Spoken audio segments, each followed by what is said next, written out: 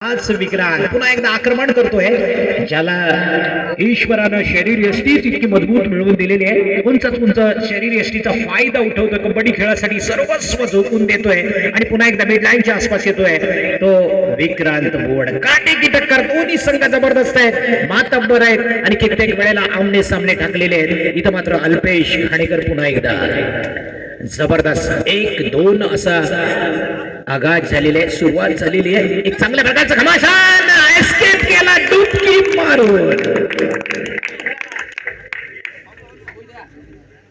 डुबकीचं खंडन करायचं होतं, इथं मात्र डुबकी शानदार आपल्याला दिसली अल्पेश खाणेकरच्या माध्यमातून. आणि पुन्हा एकदा जर्सी क्रमांक 5, काल ज्यानं एक हाती विजय संपादन करत असताना अनेक पॉइंट्स आपल्या बाजूने जोडण्याचं काम केलं, तोच या ठिकाणी शैलेश शेळके.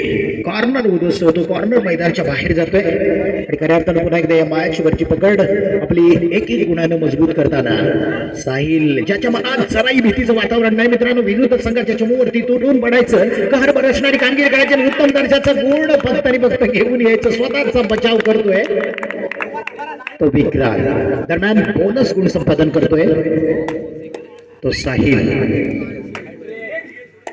पहिलं सत्र कमालीचं आहे, दोन्ही संघ ताकदवर आहे, कोण कोणाला कमी नाही. इथं कमी पण लेखायचं नाही, कारण याला कबड्डी म्हणतात. लाल मातीमध्ये बरेचसे चेहरे घडले, या ठिकाणी हिरा घडतो, या हिऱ्याला पैलू पाडण्याची गरज आहे आणि असे बरेचसे हिरे आपल्या या भागामध्ये विशेष करून कबड्डीची पंढरी समजल्या जाणाऱ्या कोंडमाळा परिसरामध्ये घडण्याचं काम केलं आणि त्यापैकीच हे दोन्ही मातब्बर संघ त्या गटातले आहेत.